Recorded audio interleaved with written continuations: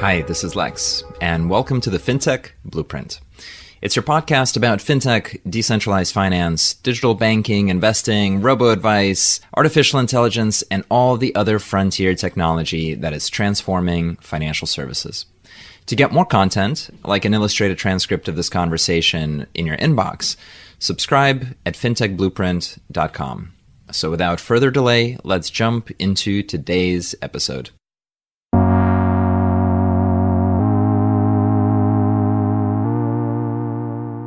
Hi, everybody, and welcome to today's conversation. I have with us today Matt Watson, who is the founder and CEO at Origin.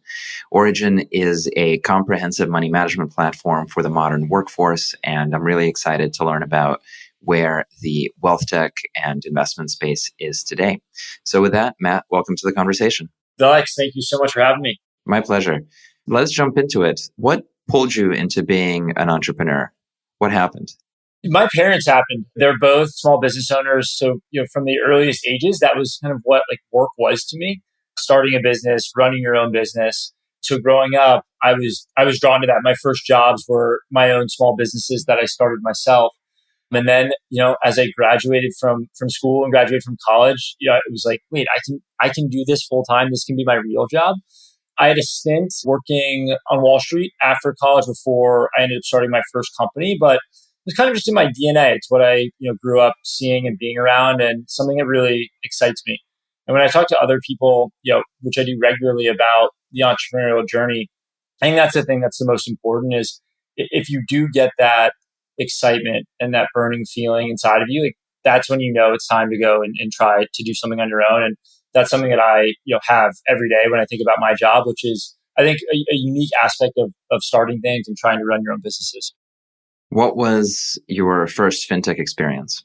Well, I guess I started my career working on Wall Street. I worked on a foreign exchange desk at Citigroup in New York, and then I traded high yield credit for a couple of years.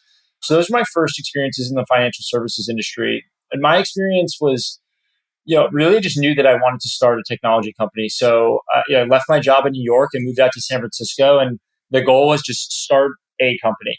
Wasn't dead set on a specific idea when I got out there. Was looking at financial services. That's what I knew and what I was comfortable in and was comfortable going deeper into. And the first business that I started was a vertical SaaS business in the commercial insurance space.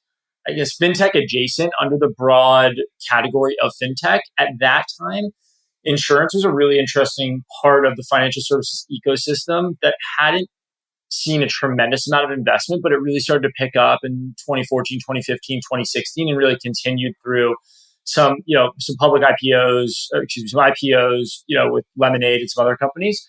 And at that time, there was this, let's say, debate or two investment theses that were floating around, which were, do you try to disintermediate, the legacy providers of insurance, so carriers, and build your own vertical insurance products, or do you go enable the existing channel? There have been successful businesses on both sides of the aisle. What we elected to do was say, look, we think that agents in the commercial insurance experience are really important. Let's go build software for them that's going to really streamline what they do and make them more tech-enabled, providers of that service. What was it like to build out the go-to-market function for that company?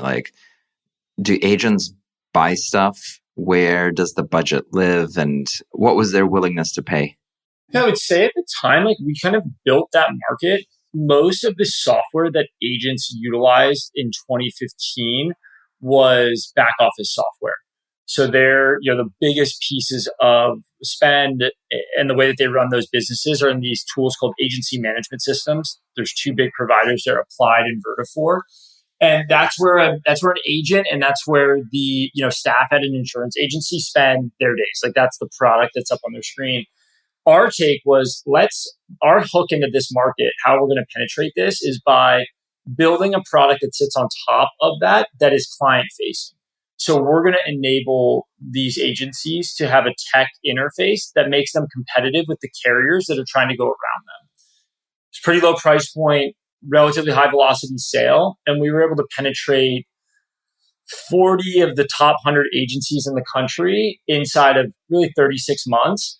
And from there, we had an opportunity, because we built really great relationships with them, to start building backwards into that core agency management software. So I think our learning there was if you try to go with the jugular of some of these really big workflow management systems, it's incredibly difficult to displace them because people spend so much time there. It's almost like trying to convince like your parents to switch from like a Windows computer to an Apple computer. It's a big mental undertaking. They're not going to want to do it. So our way in was let's build something that sits on top of that so that we can get into their workflow. And then as we build that relationship, we can show them that we're a better builder of software and experiences for them. And they can slowly move over more of that core agency management experience into our platform. What is the size, market cap, or enterprise value of these agency management systems? Really curious. They've been marked up, since I was most recently in that space. At the time, the market cap was, just adding those two big ones up, which are 80% of the market, was probably on the order of 7-8 billion. I think now they're over. I'd put them in like the 10 to 12 billion range. Like I don't know where they get marked today, but they've traded hands a couple times amongst private equity firms since then. So yeah, we call it around 10 billion. But yeah, it's a vertical play, right? I mean, I think the market when we went after it initially was like quite small. Like the big win there was going to be there's like two ways that you can win big in that market. One is going hyper vertical, getting a lot of those large agencies in the way that we did, and then building backwards into that agency management system. The other way, which we didn't pursue, but I think is also interesting, is it's actually more interesting right now. If I was starting a business in this space now, this is what I would do. I would go after kind of the BPO processes. So all these agencies have so many people overseas that are doing things like updating policy documents, managing billing, things of that nature. Those are going to get automated out, and they're pretty big line item for these agencies. So those are the two ways you can build there and get to a billion plus market cap type of business. Super interesting. I think all of the financial verticals have some version of this, supply chain or middle office software, whether it's core banking for banks or whether it's portfolio management for financial advisors. Like you've got these $5 to $10 billion companies that they're not enormous. I mean, those are big companies, but they're not, 100 billion plus, but they're so entrenched because you have a very splintered customer base, and the go-to-market is really difficult. And then the switching costs are really high.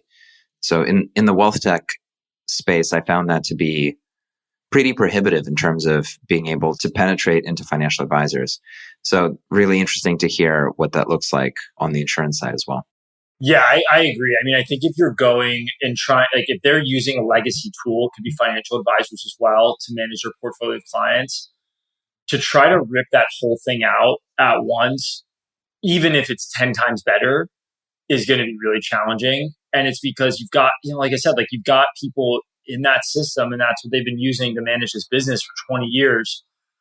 So it's going to take like a pretty significant shift to get them to retrain their staff on that software. Definitely a tall task. I don't think that going right for the jugular there is the way to do it. I think there's a couple companies that have popped up in the investment advisory space that have approached this, and the way that they've done it, which has been kind of interesting, is they've tacked onto this trend where you're seeing advisors go out on their own. So it's like a net new sale. That new advisor is not set up yet with any software, and they're taking that opportunity to penetrate at that point. But to your point, I think if you're going after, an RIA with, 50 investment advisors, they already are set up, it's going to be very difficult to get them to switch. You're probably going to have to find some sort of, toehold that you can get in that sits outside of that and can build from there. Yeah, the main catalyst in that space in the last 5 years has actually been the blow up of TD Ameritrade and the acquisition of TD Ameritrade by Schwab, which broke the custody underneath about 300 billion of assets, I think, if not 500 billion. I forget the number exactly. And so, the other way to go around these systems is you can sit on top of them, or you can try to get yourself under them in some way, right? So if they're attached to a carrier, or they're attached to a custodian, there's some sort of destruction on the custodian side that can create opportunity as well. But those types of things happen once in a blue moon. Yeah, totally. I mean, that's like, it's, in our current business at Origin, it's kind of analogous to like mint.com shutting down, where you have this huge dislocation. but it's really hard to plan around Yeah. So let's talk about Origin. What does Origin do? as we, exited that business, really was thinking about what's next. And again, sticking with, what I know, financial services is where I've been excited. And I think when you look out across the personal financial services ecosystem, the products and the way they're delivered is just incredibly unequal across income levels. If you're affluent, yeah, you've worked in this space for a long time. There's a huge group of people who are interested in providing you wealth management, tax advisory, investment advisory services. But that falls off a cliff once you get below, call it $500,000 of investable assets. And so what we wanted to do was build a mass market private bank. This hasn't been done well. The kind of segment of mass affluent has, in my mind, been serviced in a very fragmented way. And the investment dollars have kind of flown to like the barbells of this industry. Obviously, the neobanks have raised tremendous amounts of capital. Wealth management firms are obviously very significant. That middle market has really been serviced by point solutions. And what we wanted to do was bring a wealth like experience down into the mass market with both advice and services in one experience so that an individual, let's say they made $200,000 a year, maybe household income of $400,000, they can consolidate their financial experience into one platform where they're tracking everything. So, a mint.com like balance sheet analysis type of tool. They're investing similar to Wealthfront, filing their taxes, creating estate plans, and then getting advice. And that's what we do at Origin. This is a bit of a trap for you because it's a space in which I've started a previous company and spent a lot of time on. And so I'm really interested in kind of where things have gotten to. The promise of the mass affluent market has captured and killed an enormous amount of well-meaning businesses. I'm curious as to sort of the current situation, right? So in my mind, the previous cohort, fintech previous cohort that tried to do this, I don't know if people remember these names. I remember them sort of in the middle of the night in my nightmares. So LearnVest famously built out a mass affluent focused data aggregation, sort of mint for investing type of experience, and then attached financial planners to it, was acquired by an insurance company and slowly died. Personal Capital raised 15 or 50 million right out of the gate, was founded by a former PayPal CEO, combined pretty deep data aggregation with financial planning, spent, I think, 7 or 8 years building that thing out. Was a really beautiful website, super interesting. At certain wealth levels, you would get access to services and financial advisors and kind of handholding. Again, focused on the mass affluent market. Ended up being acquired by a retirement-focused company. I forget the name. And Empower bought them. Empower, yeah, exactly. Empower. And then there's a bunch of other stuff at the edges as well. And then meanwhile, the incumbents have all launched both retail quality digital wealth and then more upmarket digital wealth where they have services sitting on top of robo-advice. And then, of course, you have other attempts at this from Bloomberg with Bloomberg Black, which was there for a few years. And then I believe LPL might have done this for 2 or 3 years, again, thinking that, look, we're going to have this core automation and add human service on top, and it's going to be fantastic. And I'd say that's the wave somewhere between 2012 to 2018, and so we're in 2024. Can you give us an update on like where the market has moved and where you see the opportunity, and maybe what are the lessons of that prior generation? Yeah, absolutely. I mean, just going through this. So learn that. I mean, all like really, good observations on your part. And obviously, this space very well. I think there is something to be learned from each of those. And those have really kind of informed the way that, I see the world and the opportunity. So I think, and I guess I'll caveat all of this by saying like so much respect for all of the founders who built those companies and how they ultimately exited them and the service they deliver for their clients. So I think LearnVest exited to Northwestern Mutual. I can't remember the exact number, maybe like $300 million. I think when you looked at those businesses and businesses like that, it's the concept is there. I think what's tough is if you're if you're providing like a predominantly human experience, a certified financial planner is kind of the core delivery, it's expensive. And the market that you're going after there doesn't have as much appetite to pay what you need to pay in order to have, reasonable margins there. And so, without having firsthand knowledge of that, I think that that business is tough to scale because appetite to pay, call it, $50 to $100 per month is quite low for the segment that we're talking about. I think if you go up to personal capital, I think that they had $1 billion outcome to Empower. So I think, I don't know how their investors did, but reasonable outcome there. I like some of what they did. They use a core PFM software as lead generation, and then they're segmenting out the folks who come in. If you have more than 100 grand, that's a client that they're going to pursue from a wealth management perspective. So they're going to make, 90 basis points on the 100K. They start at $900 of revenue per year. And I think that business was more successful because they went with a traditional wealth strategy. So their minimum ARPU is going to be, right around $1,000 as comp to a LearnVest, which might have been, $200 a year. So I think from a business model perspective, it was more sound. And I think their CAC was quite a bit lower because of the PFM tool that they utilized.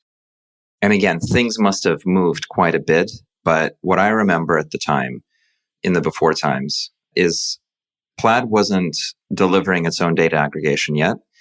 And so you only had Yodlee to choose from. There was also a couple of investment-focused aggregators like By All Accounts. And the banking one was Finicity, which is now sitting, I think, inside of SoFi. It was difficult to glue together the data aggregation, and most likely you were getting it from Yodlee, which was underneath Mint. Yodlee now is part of Envestnet and powers a whole bunch of advisor desktop stuff. And the pricing on the data aggregation was wildly unaffordable. And I think it was something like $2 per account per month. So if you're a user and you've got a bank account, another bank account, and a brokerage statement, that's costing your aggregator $6 per month. And so 6 times, 12 per year is just on the data aggregation. You're going to be, losing $70 per person. And so take the personal capital model, which is let's get 1 million users onto our free layer. And so you've got 1 million users times 60. So that's a pretty big annual cost that's going into creating the candy that you're giving out to people. And on the other side, yes, you get the 900 or 1,000 per user ARPU, but the conversion rate to break even and justify the candy you're giving out with data aggregation has to be like unreasonably high. How do you think about those unit economics and in that model, and have any parts of that meaningfully changed? Yeah, I think every point you make is a good one, stuff that we talk about all the time. That's why our PFM's not free, right? Because the data aggregation stuff does cost money. Everything you said is true. I think that when you get into like the brass tacks of how you manage the costs on that business, when people disengage, you're going to stop paying the account, right? So, okay, if someone hasn't logged in 45 days, you're going to cut the account. They're obviously not going to be a good target to reach out to for wealth management services. So I think there's, again, I didn't run the business, but my guess is there's correlation between active usage, how proactive someone is in managing their own finances, and the propensity to convert into a wealth customer. But I think you're right. There's definitely a lot of cost embedded in that business. For us, we have similar costs, definitely less than the numbers that you quoted, significantly less, but they're definitely there. I think that, those are parts of the reasons why we charge for every tier of our product to help, combat that. And then you have services on top of that you can utilize to monetize the individual. So, something we constantly think about when you think about, 1033 and open banking. Yeah, I think that that's pretty clear that, we're moving in that direction. A lot of banks have created their own APIs. And as you hit scale, we'll see what the pricing looks like. If 1033 passes as written today, the price of that would fall precipitously at the banks. At origin, bank account connections constitute 55% of our connected accounts. So if you lop that out of, your expenses, you start to get into, pretty high margin business on that PFM. just for our listeners, what's 1033 and what's the timeline around it? 1033 is a proposal as a part of Dodd-Frank to make open banking a part of the regulatory environment in the United States. So this is effectively rules that promote more competition amongst banking customers. Banking customers are super, super locked into their banks today. Lex, being in the UK, you're probably pretty familiar with this, being in the fintech scene over there. The UK has already implemented such rules to open up the banking environment. The timing on this, so there was the first written proposal came out, October, November of 2023. So call that 5 or 6 months ago. Comments were taking, they received 10,000 comments on the proposal through the end of the year. And then the current timeline for proceeding with actual legislation is Q3, Q4 this year. That doesn't necessarily mean that this gets rubber stamped this year. Still has to go through Congress, which can take more time. But what you're seeing in anticipation of this is all the banks creating these APIs. They've all of them have made them, in anticipation of this rule being set. Obviously, there's ambiguity around pricing and how much banks will be required to make open and at what fees they'll charge people. But I would say the direction of the industry is to make APIs for consumer financial data much more available than it was, say, 3 to 5 years ago. Let's go back and talk about the business model and the lessons learned in the mass affluent market, because I think that's really core. One of the things that also frustrated me about this part of the industry is that you have stuff like Credit Karma or NerdWallet, which without doing the hard work of the data aggregation and PFM is able to attract attention and users into their apps and then generate hundreds of millions of revenue from selling lead generation into financial products. And I could never square, why it was so difficult for a company like Personal Capital to make money, and they had to do so much in order to get to the revenues that they built, while a simple kind of credit score plus comparison shop was often making more revenue per user and doing it with a lot less cost and heartache. Is there something about the market structure there or the incentives there that are responsible for that outcome? It's a good question. I mean, I think, those two companies just dominated SEO. Yeah, I don't know, I'm not as familiar with the Credit Karma origination story, but, on the NerdWallet side, they're just cranking content, from, I think Jake started that company right around the financial crisis or something. And, it's just they understood SEO and the value of it and ranking highly and really capitalized on that. And then, of course, the fees that are paid by credit card companies for lead gen are quite high. So I think just, strong businesses. I do wonder about the future of SEO with AI and AI content and how search will change. But no, I think you make good points. Solid businesses that really capitalize on SEO, where maybe there's less of an opportunity to do that. If you're providing the vertical service in an investment management firm, I don't know. I'd have to think a little bit more about that. Got it. Okay. So when you look at Origin, what is your go-to-market, and maybe characterize the ideal customer, what it is that they're looking for? Yeah. So historically, our go-to-market has been through employers. So we work with, hundreds or thousands of employers to provide our services to their employees as an employee benefit. And that has enabled us to really eliminate, a lot of the CAC challenges that are presented in the direct consumer financial services space. So we're also working with third parties to go to market as well. So the Hartford, which is a really large insurance company in the United States, they insure 1 in 9 working Americans, has selected Origin as their financial wellness partner. So we're a part of their go-to-market package as well. So a ton on the B2B and the B2B2C distribution aspect of our business. We also we've recently launched a D2C offering as well. Really the intention of that is to, introduce our brand to, the world, and then also for employees to know that there's continuity with our services if they do leave an employer or they're receiving this through an at-work benefit. And in terms of our target, we're targeting mass affluent. So folks who are making $80,000 to $250,000 a year. These are folks that, in our purview, just are not serviced well by the traditional investment advisory industry. And there's an opportunity to build a big business, not focused specifically on investment advisory fees, which are quite thin, already. We think the opportunity is to build digital services that these folks are already executing on in disparate locations. So, examples of this for us are tax filing, estate planning. In the future, we'd like to get into lending and insurance as well to really be that core destination for that target segment. And the monetization strategy is like not on investment management at all. It's more on the services that these folks, are utilizing. And that's where we believe the market size exists for this sub wealth segment. I think it's also a big reason why, wealth advisors can't come down market because their model breaks, right? They're an investment, they're making everything off investment advisory fees. So if they're looking at someone with, $50,000 or $25,000 and that's their monetization strategy, they're underwater from the first meeting.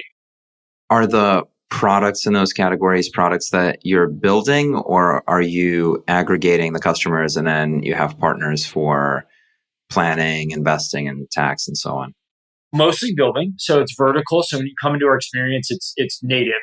We build, we buy, we partner, but mostly build or buy. So we built the vast majority of that. We work with a partner called Column Tax to power the tax, but that's an experience that sits inside of our product.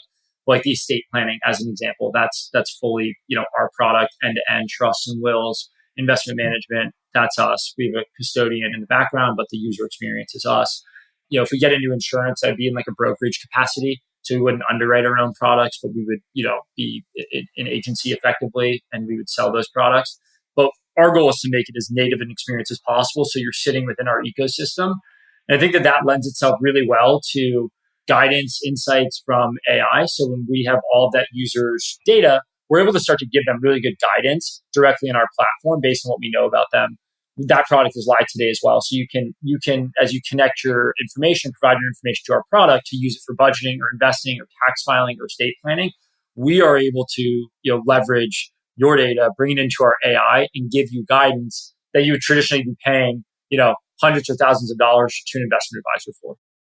Before we jump into that, can you talk about on the regulatory side, what licensing you need and then what entities you interact with? Like, who's the custodian? Is there a deposit account, some sort of bank account on the brokerage? Like, what's the shape of all of these components? Yeah. So, we're licensed as an investment advisor in 50 states. That's the predominant, regulatory constraint that we face today. We're not brokering insurance today, but, if you would be licensed as an insurance brokerage in each state that you operate in. So, the as it pertains to AI, like that'll be an interesting one to see how that evolves. There's a limit, really the side that you have to stay on is on the side of guidance as opposed to advice, meaning like, I can't be like, Lex, like we love NVIDIA, go add that to your portfolio.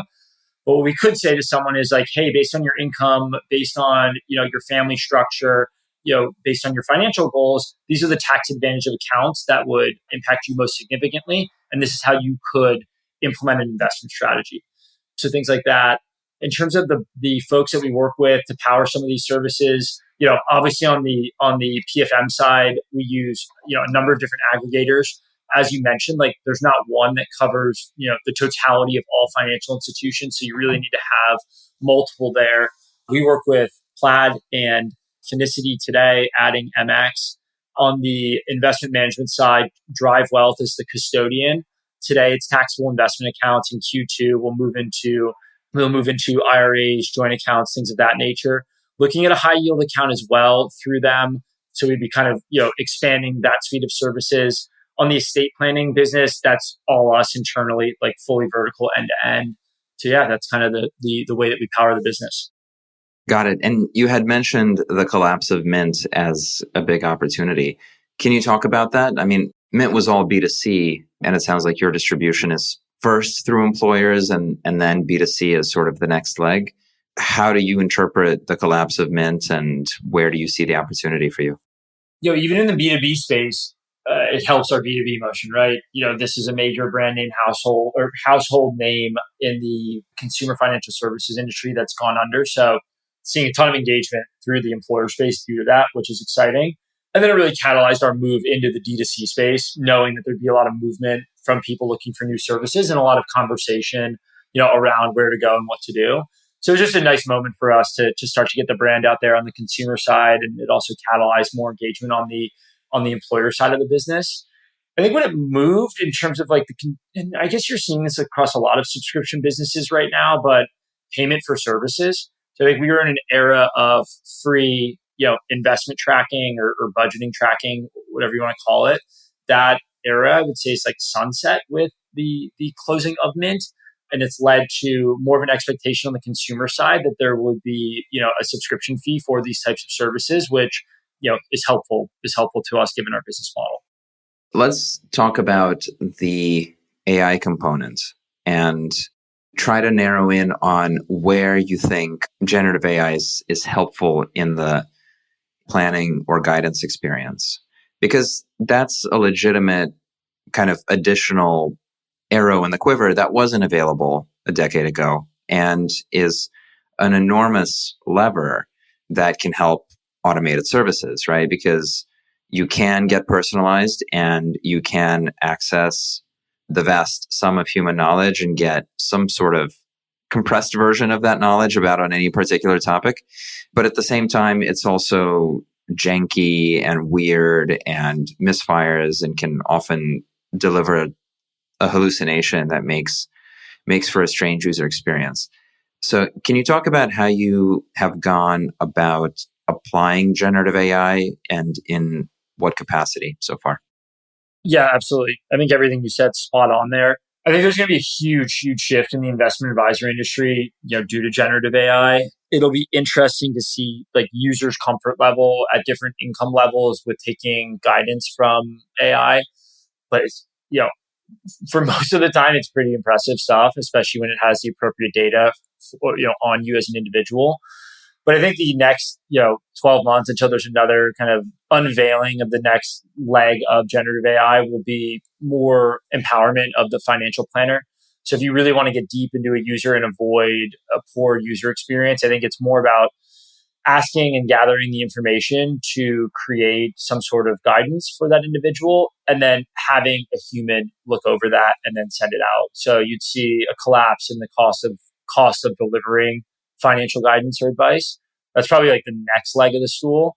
And then, to the extent that the AI continues to improve, I could definitely see a world, 1, 2, 3, 4 years from now where you have much more of more consumer motivation to aggregate your data in one experience so that you can get incredible tier one investment advice or financial planning advice from this type of software.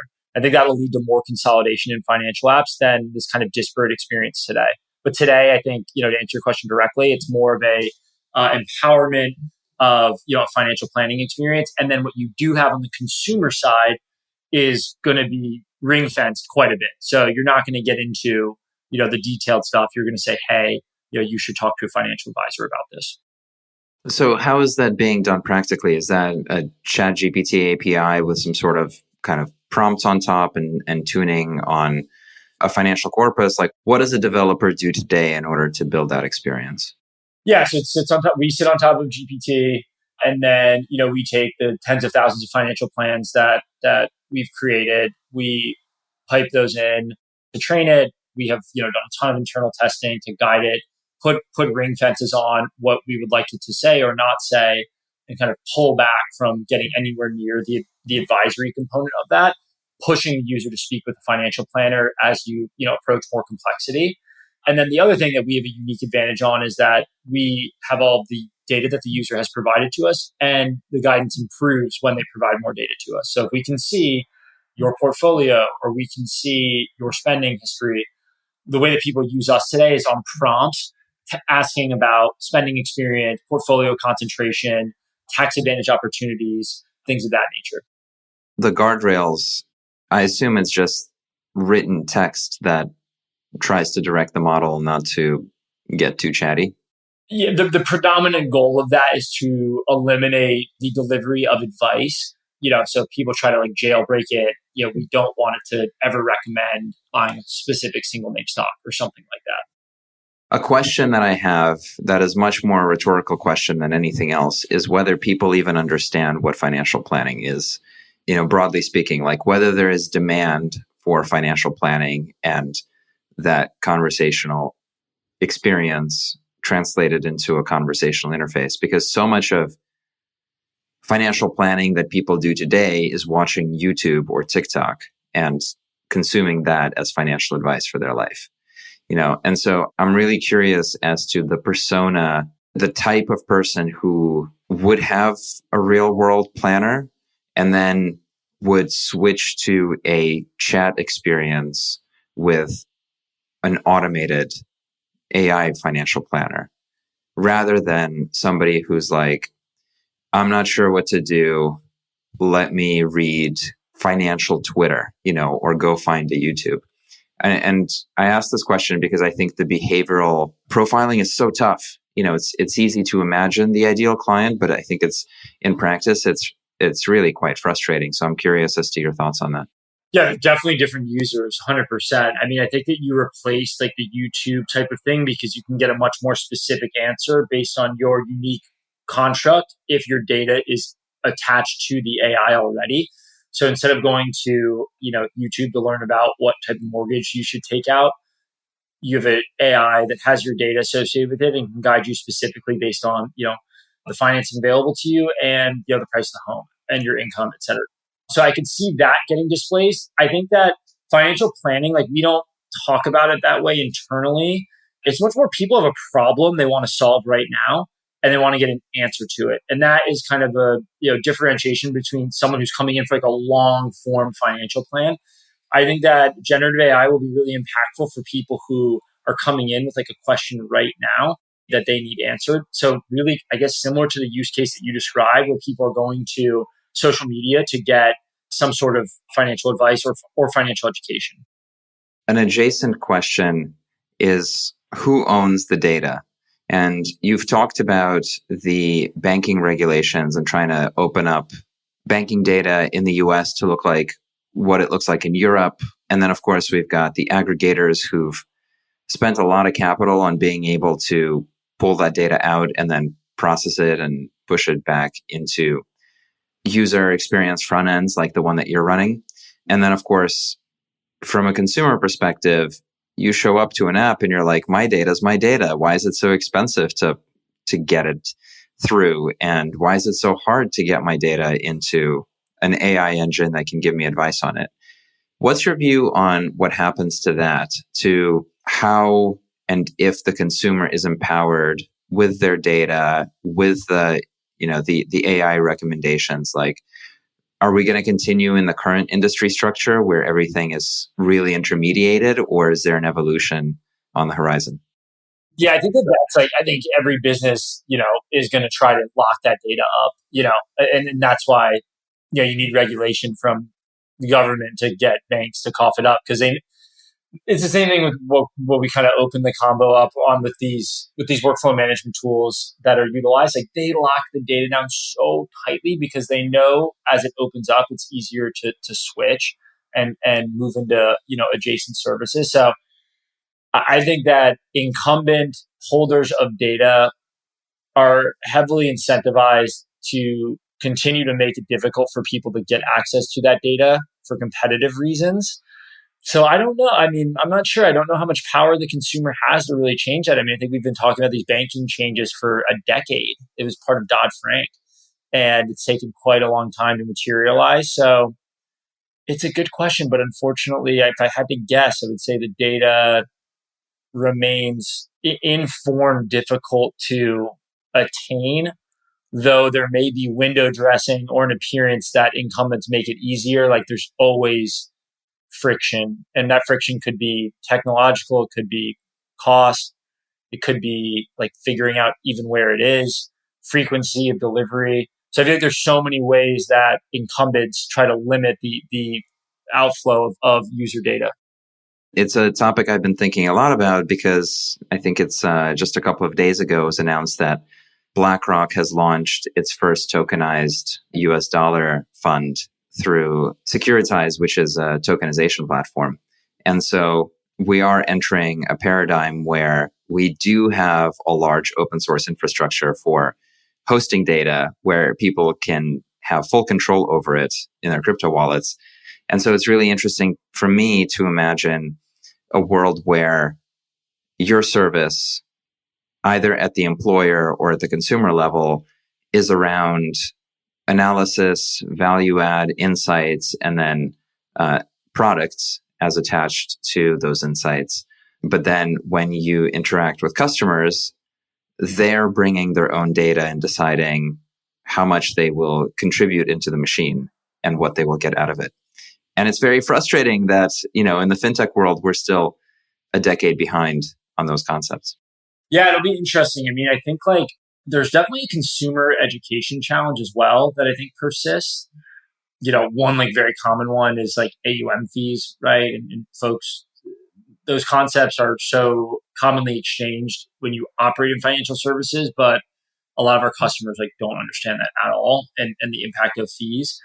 I feel like it'll be really interesting to see how we educate consumers on something moving data or ownership of data, like you just mentioned.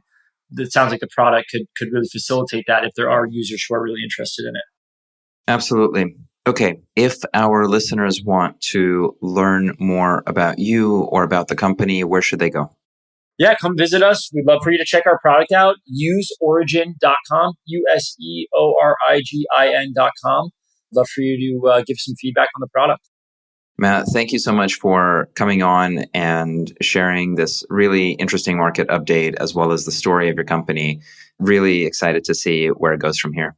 Amazing. Thank you so much for having me. Great chatting with you this morning.